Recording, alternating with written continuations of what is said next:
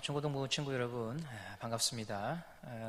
오늘도 우리가 이렇게 얼굴을 볼 수 없는 가운데에서 또 다시 예배를 드립니다. 그럼에도 하나님께서 또 저와 여러분에게 필요한 말씀을 꼭 주실 걸 믿고 우리가 함께 예배했으면 좋겠습니다. 먼저 기도하겠습니다. 하나님 감사합니다. 오늘은 또 부활주일입니다. 예수님께서 사망 권세를 이기시고 모든 어둠, 모든 저주, 죽음의 문제를 해결하시고 다시 사신 부활의 날입니다. 우리가 이 날을 비록 함께 모여서 예배할 수 없지만 우리 마음 가운데에 부활의 기쁨을 허락하셔서 내가 바로 부활의 사람이고 내가 바로 부활의 능력을 약속받은 자라고 하는 것을 믿을 수 있는 예배 자리가 되게 하여 주시옵소서. 오늘도 흩어져 있는 우리 모든 친구들과 교사들이 한 말씀 안에서 하나님을 뵙고 만나는 시간이 되게 하여 주시옵소서. 이 모든 말씀 우리 주 예수 그리스도 이름으로 기도드립니다. 아멘. 여러분, 온라인 개학을 해서 이제 매일 아침마다 여러분들이 혹은 편한 시간에 EBS를 통해서 수업을 듣고 있다고 들었습니다. 저희 집에 있는 태양이도 학교는 못 가고 EBS로 방송을 들으면서 이제 초등학교 과정을 밟고 있습니다. 안타까운 일인데요. 우리가 조금만 더 참으면 이 모든 또 일들이 잠잠해지고 과거의 일이 될 줄로 믿습니다. 이번 주에도 우리 윤호하고 또 조정훈 친구와 함께 너리째 다녀왔습니다. 이 남학생들이 산에 오를 때 속에 있는 이야기를 하지요.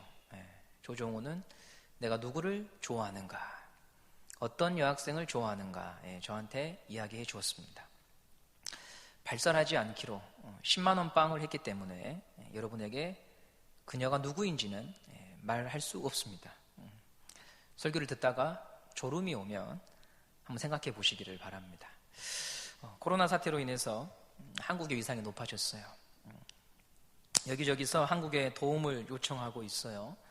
코로나가 처음 대구에서 발병했을 때 국정 최고의 지도자인 문재인 대통령과 또 외교부 장관이었던 강경화 장관 굉장히 많이 위기에 몰렸었습니다.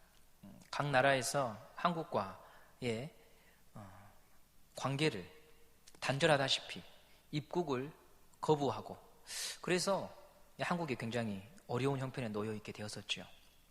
그런데 지금은 상황이 역전되었습니다. 여기저기서 한국에게 도움을 요청하고 검진 키트나 방호복이나 마스크나 이런 부분에 있어서 협조를 요청한 가운데 있습니다.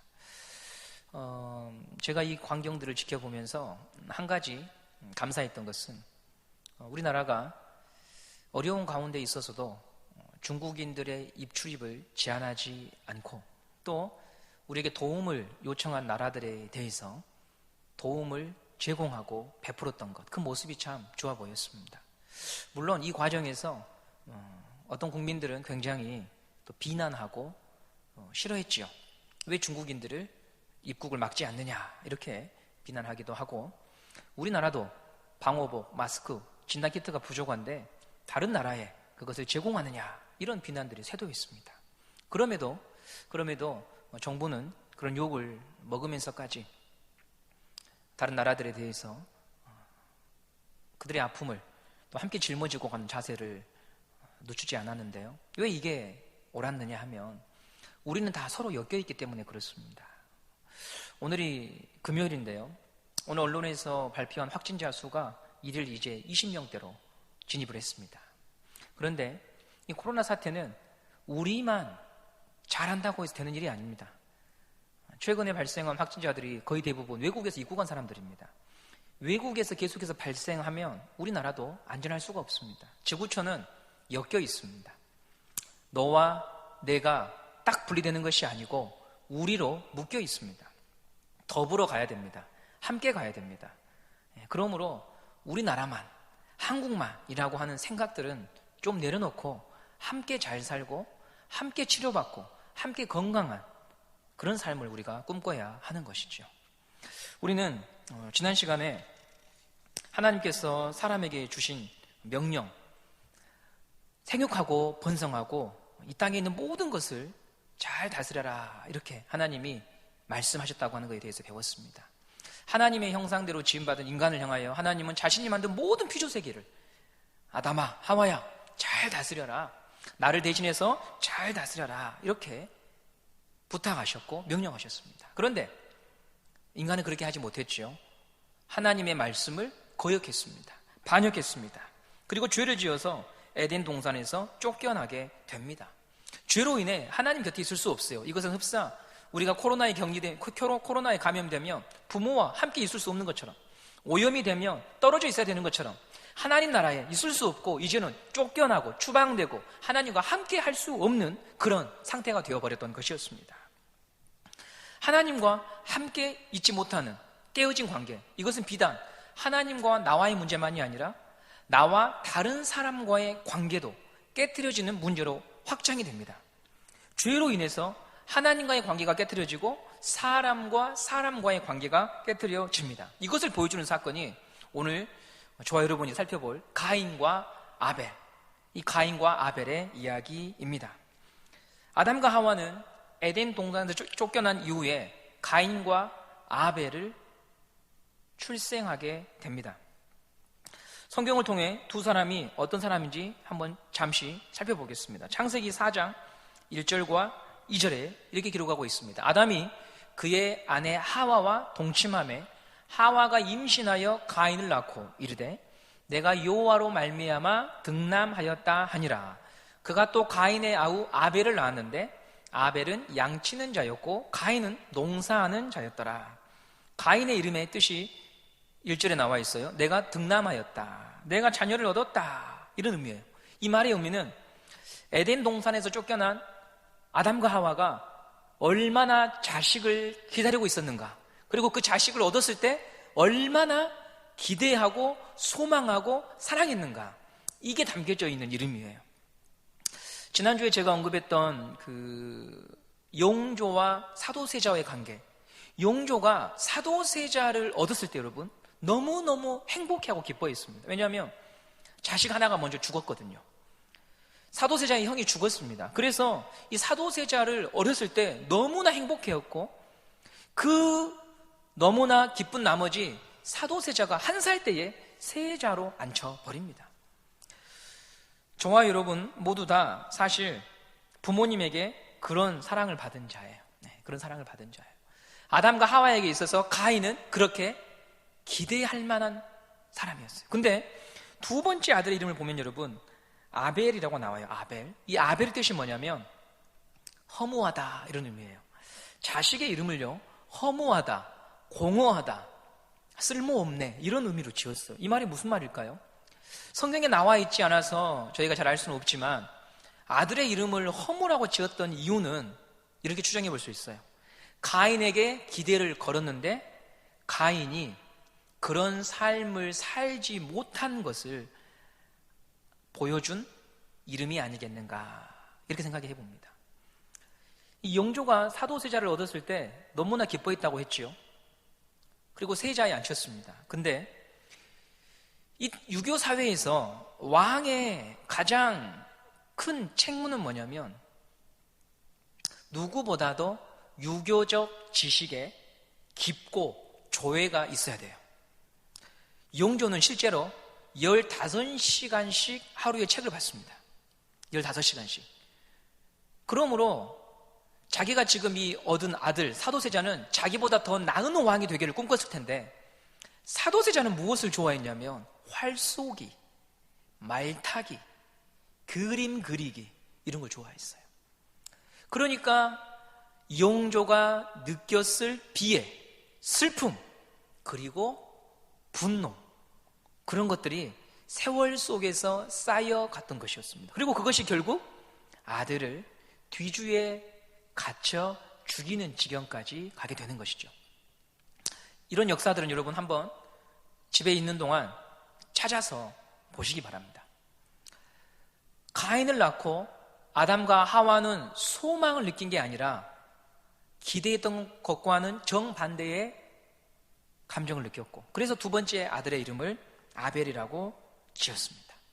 이제 이 두 아들의 직업을 보겠는데요, 2절에서 이렇게 이야기하고 있습니다. 가인의 아우 아벨을 낳았는데 아벨은 양치는 자였고 가인은 농사하는 자였더라. 예. 아벨은 양을 쳤고요, 가인은 농사하는 자였습니다. 이 두 사람은 어렸을 때부터 부모 아담과 하와를 통해서 하나님에 대해서 배웠습니다. 하나님이 우리를 만드셨다. 우리는 그분을 예배해야 된다, 섬겨야 된다, 순종해야 된다. 그래서 가인과 아벨은 자신들이 얻은 소득 가운데의 일부를 하나님께 드리면서 이건 다 하나님의 것입니다, 저는 하나님으로부터 왔습니다, 하나님이 나의 하나님입니다, 이런 예배를 드렸습니다. 그런데 곤란한 문제가 생겼어요. 하나님께서 가인의 예배를 받지 않으셨어요. 아벨의 예배만 받으셨습니다. 이게 두 사람에게 큰 갈등을 불러온 거죠. 만일 여러분이 부모님 생신 때 선물을 구입해서 갖다 드렸는데 여러분의 선물은 받지 않고 다른 형제의 선물만 부모님이 기뻐 받으신다고 한다면 그때 느껴지는 씁쓸함, 슬픔, 분노가 있을 거예요. 그럼 우리는 이런 질문을 하게 됩니다. 왜 하나님은 가인의 제사를, 예배를 받지 않으셨을까? 먼저 생각해 볼 수 있는 것은 가인은 농사를 지었다고 했죠. 아벨은 양을 쳤다고 했습니다. 혹시 가인이 드린 이 농작물, 과일이나 곡식, 이게 마음에 들지 않으셨던 건 아닐까?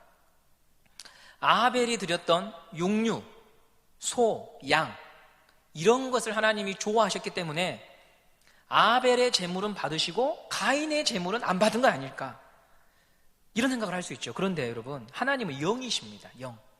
육체가 없어요. 즉 음식을 필요로 하지 않아요. 우리가 구약에서 동물로 하나님 앞에 제사를 드린다고 해서 그걸 먹는 분이 아니셔요. 여러분 가운데 혹시 집에 제사를 드리는 친구들이 있다면 혹시 제사 지낼 때 보면 저희 집은 어렸을 때 제사를 지냈거든요. 12시가 넘어야 제사 음식을 먹습니다. 왜냐하면 할아버지 귀신, 할머니 귀신이 먼저 오셔서 이 제사상에 있는 음식을 먼저 드셔야 돼요. 그래서 할머니, 할아버지가 오실 수 있도록 문도 열어놓고요, 시골에서는 어떻게 하느냐, 빨래줄도 다 걷어요. 왜? 귀신이 오다가 넘어지면 안 되니까, 걸리면 안 되니까. 거미줄도 다 제거합니다. 거미줄에 걸리면 안 되니까. 너무 웃기죠, 여러분? 귀신은 영이에요. 영. 어떻게 영이, 귀신이 있다고 한다면 영인데 어떻게 영혼이 와서 음식을 먹겠어요? 말이 앞뒤가 안 맞는 거예요. 말이 앞뒤가 안 맞는 거예요. 하나님 앞에 우리가 예배 드릴 때 하나님이요, 그 재물을 먹는 게 아닙니다, 여러분. 그러므로 하나님이 가인의 예배를 받지 않았다고 할 때에 그 이유 중 하나, 가인이 바친 재물이 잘못되었기 때문은 아닙니다. 그게 아니고요, 가장 본질은 뭐냐면 예배를 드리는 가인의 마음, 중심, 가인에게 믿음이 있었는가, 이게 우리가 생각해 보아야 될 부분입니다. 하나님 앞에 나올 때 가인이 사랑하는 마음을 가지고 오직 하나님만이 나의 하나님이십니다, 이런 마음으로 예배를 드렸는가? 그게 아니었다고 하는 것이죠. 사람은 뭘 주면은요, 비싸고 귀한 것 주면 좋아합니다. 뭘 이런 걸 다 하면서 넣어도 하면서 여러분 받습니다. 근데 하나님은 달라요. 하나님은 다 가지고 계신 분이잖아요. 하나님은 모든 걸 만드신 분이잖아요. 물건에 혹하시는 분이 아니지요. 오늘 영상으로 예배드리는 우리 친구들, 우리 교사 선생님들, 저를 비롯해서 한 가지 기억해야 될 것은 하나님이 모든 예배를 다 받으시는 것이 아니구나, 이것을 우리가 기억해야 됩니다. 하나님이 내가 예배 드려주면 그 예배를 다 받으시는 게 아니에요. 하나님은 가인처럼 예배하는 자를 기뻐하지 않으시고 그의 예배를 받지 않으셔요. 중심으로, 믿음으로 나오는 자의 예배를 받으십니다. 히브리서 11장 4절입니다. 히브리서 11장 4절. 믿음으로 아벨은 가인보다 더 나은 제사를 하나님께 드림으로 의로운 자라 하시는 증거를 얻었으니 라고 하고 있습니다. 이 히브리서에서 하나님께서 왜 가인의 제사를 받지 않으시고 아벨의 제사를 받았는가에 대해서 정확하게 얘기하고 있어요. 믿음으로 아벨은 하나님 앞에 나아왔다고 하는 것입니다. 그러나 가인은 몸은 예배당에 나와 있고 몸은 예배가 드려지고 있는 현장 속에 있지만 마음이, 중심이 하나님을 향해 있지 않음으로 말미암아 하나님께서 그 예배를 받지 않으셨다라고 말씀하고 있는 것입니다. 예배를 드려도 믿음 없이 예배를 드리니까 하나님과의 관계는 여전히 깨어진 상태로 있는 거예요. 가끔씩 사람들이 이런 말 합니다. 야, 교회에 다녀도 쓸모없어. 야, 저 사람 봐. 교회를 10년, 20년 다녀도 변화가 없잖아. 뭐하러 교회 다니냐? 교회 다닌다고 사람이 바뀌는 거 아니야. 이렇게 교회 다니는 사람들을 향하여 비난하는 사람들이 있어요. 이 말은요, 틀린 말이 아니에요. 어느 정도는 맞는 말이에요. 왜 교회를 다녀도 사람이 변화되지 않을까? 오늘 말씀에 비추어서 생각해 보면 하나님과의 관계가 깨어진 상태로 그대로 예배의 자리에 머물고 있기 때문에 변화가 없는 거예요. 믿음 없이 예배 드리고 있기 때문에 변화가 없는 거예요. 정말로 믿음으로 하나님 앞에 나아가서 하나님을 만나게 되면 하나님의 말씀이 그 사람의 심령을 치게 되고 마음을 치게 되어서 그의 생각과 감정과 마음에 변화가 반드시 일어납니다. 예수의 생명이 들어갈 때에 일어나는 일이에요. 그러나 아무리 예배를 그 사람이 수없이 드린다고 해도 하나님과의 관계가 깨어진 상태에서 예배를 드리는 것은 그에게 어떠한 변화도 줄 수가 없다고 하는 사실입니다. 그리고 이것이 계속될 때 큰 실수로 하나님의 마음을 아프게 하는 일로 또 사람을 힘들고 어렵게 하는 일들로 갈 수가 있어요. 오늘 우리 본문 4장 8절 말씀 한번 보겠습니다. 가인이 그의 아우 아벨에게 말하고 그들이 들에 있을 때에 가인이 그의 아우 아벨을 쳐 죽이니라. 예. 가인이 그의 아우 아벨에게 말하고, 이 말이 무슨 말이냐면 가인이 살해할 의도를 가지고 모의해서 아벨을 아무도 없는 곳으로 불러내었다는 말이에요. 그리고 그 들판에서 아무도 없는 것을 확인한 가인은 동생 아벨을 죽이게 되었던 것이었습니다. 형이 아우를 죽였어요. 형이 아우의 원수를 죽인 게 아니라 자기 동생을 죽였어요. 하나님과의 관계가 깨지자 사람은 무슨 일이든지 할 수 있는, 어떤 죄도 지을 수 있는 가능성을 가진 자가 된 거예요. 당연히 아끼고 사랑해야 되는 사이인데 그 사이에 미움과 증오와 질투와 분노가 들어와서 사람을 죽이는 자리까지 가게 된 것입니다. 이번 주에 참 슬픈 사건이 있었습니다. 울산에서 화재가 났어요.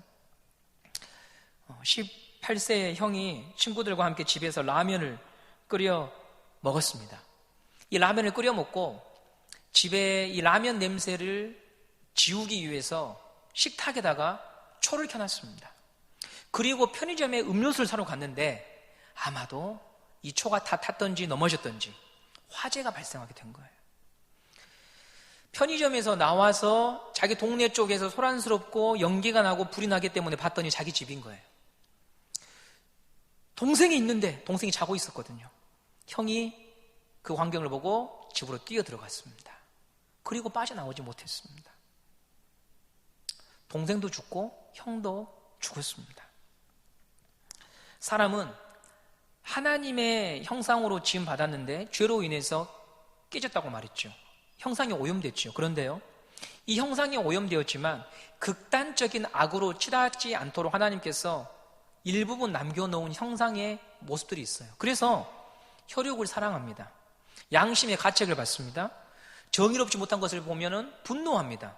그러므로 형이 동생이 위험에 처했을 때 뛰어 들어가서 자기 목숨을 걸고서라도 동생을 구하려고 하는 거예요. 이게 하나님이 인간에게 남겨놓으신, 하나님의 형상의 그림자들이거든요. 근데 가인은 어떻습니까? 자기 동생을 죽여버립니다. 이게 죄의 무서움이에요. 죄의 무서움입니다. 어디로 튈지 알 수 없는 존재가 돼버린 거죠. 그러나 여러분, 우리가 이걸 기억해야 돼요. 이렇게 처참하게 망가져 있는 인생을 향해서 하나님은 다시 기회를 주시는 분이라고 하는 것입니다. 하나님은 다시 돌아오기를 바라고 있고, 아니, 돌아오기 전에 우리를 찾아오셔서 다시 우리 마음의 문을 두드리시는 하나님이라고 하는 거예요. 오늘 저와 여러분이 다시 하나님을 부를 수 있는 이유는, 하나님은 이렇게 비참한 죄 가운데 있는 자라고 할지라도 그를 포기하지 아니하시고 다시 기회를 주시는 분이기 때문에 그런 거예요. 가인만 죄인이 아니에요. N번방에 연루된 공무원이나 그 조주분이라고 하는 청년만 죄인이 아니에요. 우리 마음속을 가만히 한번 들여다보세요, 여러분. 어떻습니까? 우리 마음에 선한 게 있습니까? 나를 낳아준 부모라고 할지라도 내 마음대로 부모님이 해주지 않으면 우리 마음엔 당장의 분노가 일어납니다. 그게 뭐라고? 우리는 당장의 부모를 미워하는 자가 우리예요. 또 여러분, 부모된 입장에서는요, 나이 80, 90 드신 분들이 이런 회개를 하더라고요. 내가 그때 젊을 때 우리 자식이 내 이름을 부르고 좀 나하고 시간을 보내자고 요청할 때 그게 뭐라고 나는 큰소리 치면서 아빠 바쁘다고, 엄마 바쁘다고, 조용히 좀 하라고, 다음에 놀아준다고 하면서 매몰차게 내쳤던 그런 것을 후회하는 어른들을 제가 봤어요. 자식을 사랑한다고 하면서도 결국은 어때요? 내 방식과 내가 생각하고 있고 내 주장과 의견이 더 중요하기 때문에 그 길로 가는 인생, 이게 바로 죄에 빠져있는 우리 자신의 모습이라고 하는 거예요. 우리가 바로 죄인이에요. 우리 중고등부 친구들, 내가 성적 잘 못 받은 거에 대해서는 한없이 한탄하고 원망하지만 내 친구 가운데에 열심히 했으나 그만한 결과를 받지 못한 사람을 위해서 여러분 울어본 적이 있습니까? 또는 나는 이렇게 어느 정도 안정된 생활 속에서 살아가지만 그렇게 살지 못하는 친구들을 향해서 그들을 보면서 안타까워하거나 내 것을 나눠주거나 했던 적이 얼마나 있습니까? 우리는요, 지극히 내 자신밖에 모르는 사람이에요. 그게 바로 가인을 통해서 우리가 보게 되는 내 자신의 모습이라고 하는 것입니다. 그러나 그럼에도 불구하고 오늘 우리가 하나님을 예배할 수 있는 이유는 뭐냐면, 하나님은 그런 나를 다 알고 있음에도 불구하고 다시 찾아와 주시기 때문입니다. 아담과 하와가 범죄했을 때 마귀가 찾아와서 위로하지 않아요. 배신당하고 가슴에 못이 박히신 하나님이 아담과 하와를 찾아와서 위로합니다. 가인에게도 하나님이 찾아오셔요. 하나님은 다 끝나버린 것 같은 인생을 버리지 아니하시고 다시 찾아오셔요. 이번 주간이 고난주간이거든요. 그리고 주일은 부활주일입니다. 십자가에 못 박히신 예수 그리스도. 십자가는요, 죄에 대한 하나님의 저주와 분노를 보여준 것과 동시에 나는 너를 절대 포기할 수 없다고 하는 하나님의 사랑과 마음을 보여주는 것이 십자가예요. 죄에 대해서 극렬히 분노하신 하나님의 마음과 그 죄를 지은 사람을 포기하실 수 없는 하나님의 불타는 사랑, 그게 보여지는 장소가 십자가예요. 그 십자가 때문에 오늘 저와 여러분 이 자리에 있는 것입니다. 하나님은 동생을 죽인 가인에게 찾아오십니다. 그리고 물으십니다. 네 동생이 어디 있느냐? 가인이 모른다고 합니다. 하나님과 가인 사이에 대화가 오고 가거든요. 가인이 이런 말을 합니다. 14절입니다. 주께서 오늘 이 지면에서 나를 쫓아내시온 즉 내가 주의 낯을 배웁지 못하리니 내가 땅에서 피하며 유리하는 자가 될지라. 물은 나를 만나는 자마다 나를 죽이겠나이다. 물은 나를 만나는 자마다 나를 죽이겠나이다. 가인이요, 두려워하고 있어요. 뭘 두려워하고 있는가 보세요. 다른 사람이 나를 죽일까 두렵습니다. 이렇게 말하고 있어요. 지금 자기는 동생을 죽여놓고 누군가 자기를 죽일까봐 두려워하고 있는 게 가인의 모습이에요. 얼마나 이기적인 모습입니까? 얼마나 이기적인 모습입니까? 자기가 보고 싶지 않은 사람을 죽였잖아요. 동생을 죽였잖아요. 그러면 자기 마음에 내가 싫어하는 사람이 없어졌으니까 평안이 있어야 되는데 그게 아니에요, 여러분. 삶이라고 하는 게 그런 게 아니에요. 오히려 어때요? 그 일로 말미암아 더 큰 문제들이 있는 거예요. 이게 삶이에요.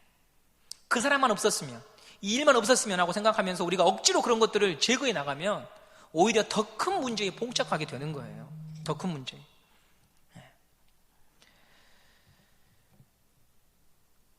여기서 우리가 알 수 있는 교훈은 하나님과의 관계가 막힘이 없어야, 먼저 하나님과의 관계가 바르게 회복이 되어야 비로소 인생은 제대로 된 길을 걸어갈 수 있다고 하는 것입니다. 그러므로 저는 여러분에게 우리가 어려운 일을 만났을 때에 가장 먼저 생각해야 될 부분은 하나님, 왜 제게 이런 일이 일어났습니까? 하나님을 불러야 돼요. 하나님 앞에 나와야 돼요. 빠르게 그 문제를 해결하려고 하는 것에 집중하지 말고 하나님, 제가 어떻게 해야 됩니까? 하나님, 저를 좀 도와주십시오. 하나님의 이름을 부르는 것이 먼저라고 하는 거예요. 왜냐하면 모든 인생의 문제는 결국 여기서 벗어날 수 없어요. 이것과 관계없는 것은 없어요. 하나님이 모든 만물의 주인이시기 때문에 그런 거죠. 코로나 사태도 하나님의 계획 가운데 일부인 거예요. 우리는 다 알지 못하지만 하나님 모르게, 하나님과 무관하게 이런 일이 일어날 수는 없어요. 하나님의 큰 계획 가운데 이게 있는 거예요. 가인처럼 예배를 드리지만 믿음 없이 하나님을 찬양하고 예배하는 인생의 발걸음을 우리가 멈춰야 됩니다. 그걸로는 아무것도 될 수 없어요. 우리 마음에 평안이 없어요. 아벨처럼 중심으로 믿음을 가지고 하나님, 저 어떻게 해야 됩니까? 하나님이 저를 하시지 않습니까? 하나님, 저에게 말씀해 주십시오. 하나님, 제가 예배를 드리는데 정말 하나님을 사랑하는 마음으로 예배하기 원합니다. 십자가에서 피 흘려 돌아가신 예수 그리스도, 그분의 죽음이 나 때문인 걸 제가 믿기 원합니다. 저는 죄인입니다. 제 안에도 어둠이 있습니다. 이런 고백이 우리 가운데에 일어날 때 하나님이 그 예배를 기쁘게 받아주시는 것이고, 그럴 때 하나님과의 관계가 회복되고 사람을 대하는 태도 역시 달라지는 인생이 되는 것입니다. 오늘 우리가 만나는 여러 가지 일들, 좋은 일이든 어려운 일이든 그것은요, 어쩌면 하나님의 음성일 수 있어요. 하나님께 나와라. 넌 지금 어디 있느냐? 넌 나를 기억하고 있느냐? 넌 하나님 앞에 바른 예배자이냐? 나와의 관계가 정말로 네 인생에 있어서 소중하다고 생각하느냐? 하나님이 물으시는 음성일 수 있습니다. 그러므로 여러분, 불편한 일을 만났을 때, 어려운 일을 만났을 때 곧장 무언가를 결정하지 마시고 하나님과 만나는 시간을 가져야 합니다. 이번 주가 고난주간입니다. 예수님께서 예루살렘에 입성하셔서 유다에게 팔려서 불의한 재판을 받으시고 돌아가시는 것을 기념하는 주간이 고난주간이죠. 물론 여러분이 이 영상을 볼 때는 부활주일입니다. 부활주일이고 녹화하고 있는 지금은 고난주간 금요일인데요. 무죄한 예수님이 죄인들에게 재판을 받아요. 죄가 없는데 재판을 받아요. 신기한 것은 뭐냐면 신이 사람을 심판하는 게 아니고 사람이 신을 심판하고 있습니다. 이게 얼마나 어처구니 없는 일입니까? 누구 때문에 그분이 심판을 받으십니까? 내 안에 있는 가인의 속성. 가인, 나와 같은 이 죄인 때문에, 바로 나 때문에 예수님께서 고난을 받으시고 하나님으로부터 버림받으시고 그 고통을 통해 우리를 다시 구원하고자 돌아가셨던 것입니다. 하나님은 포기하지 않으십니다. 우리 주님은 포기하지 않으십니다. 다시 기회를 주십니다. 여러분이 혹여나 한 6주 정도 예배당을 밟지 못해서 나는 교회 안 다닌 사람 같아. 혹은 남한테 부끄러운 어떤 일들과 사건과 마음으로 인하여서 나는 하나님도 나를 외면하실 거야. 이런 마음이 있다면 거기에 머물지 마십시오. 바로 그런 나를 위해서 주님이 오셨습니다. 오늘 믿음을 가지고 나오십시오. 큰 믿음이 아닙니다. 작은 믿음이라도 순수한 믿음을 가지고 주님, 저는 주님이 필요합니다. 저를 도와 주시옵소서. 그럴 때 우리 주님이 우리를 외면하지 아니하시고 다시 시작할 수 있는 힘을 허락하여 주실 것입니다. 기도하겠습니다. 하나님 감사합니다. 오늘도 우리에게 예배할 수 있는 여건을 주시고 영상으로나마 또다시 만나서 함께 하나님의 말씀을 묵상케 하시니 감사를 드립니다. 가인, 동생을 죽인 이 가인의 모습에서 나를 보는 믿음의 눈, 영적인 눈이 있기를 원합니다. 가인이 특별히 나쁜 사람이 아니라 바로 그 가인의 속성이 내 안에 있다고 하는 것을 보게 하시고, 그러나 하나님께서 그런 가인 같은 인생을 버리시기보다 찾아오시고 말씀하시며 그에게 다시 기회를 주시는 하나님이라고 하는 것을 볼 수 있도록 주님 인도해 주십시오. 하나님과의 관계가 무엇보다 먼저라고 하는 사실, 불편한 일을 만나고 어려운 일을 만났을 때 무엇보다 하나님 앞에 나와 묻고 구하는 자가 되게 하여 주시옵소서. 하나님, 속히 이 코로나 사태가 진정되게 하시고 우리가 얼굴을 맞이하고 하나님 앞에 예배하는 날이 오기를 기대합니다. 하나님, 이런 코로나 사태를 통하여서 우리가 얼마나 유약한 존재인가를 확인하게 하시고 교만하지 않게 하시고 창조주 하나님, 그 하나님의 말씀에 순종하며 사는 것이 가장 복된 것임을 인정하는 모든 자가 되게 하여 주시옵소서. 우리 마음에 이 가인처럼 분노나 미움과 질투보다 하나님으로 인하여 용서하고 이해하고 기다릴 수 있는 마음이 있게 하여 주시옵소서. 이 모든 말씀 우리 주 예수 그리스도의 이름으로 기도드립니다. 아멘. 여러분 감사합니다. 오늘이 아니죠. 이틀 후 주일 우리 고3들은 또 카페에서 매주마다 모여서 예배를 드리던데요. 박원유 선생님에게 감사의 말을 전하고요. 또 우리 선생님들이 여러분들 찾아러 다니고 만나고 또 카톡으로 예배를 드리고 있습니다. 이런 작은 몸부림이 하나하나 모여서 또 하나님을 기뻐하는 예배자를 출생하게 되는 일이 될 줄로 믿습니다, 여러분. 주어진 자리에서 하나님을 또 즐겁게 예배할 수 있기를 바랍니다. 감사합니다.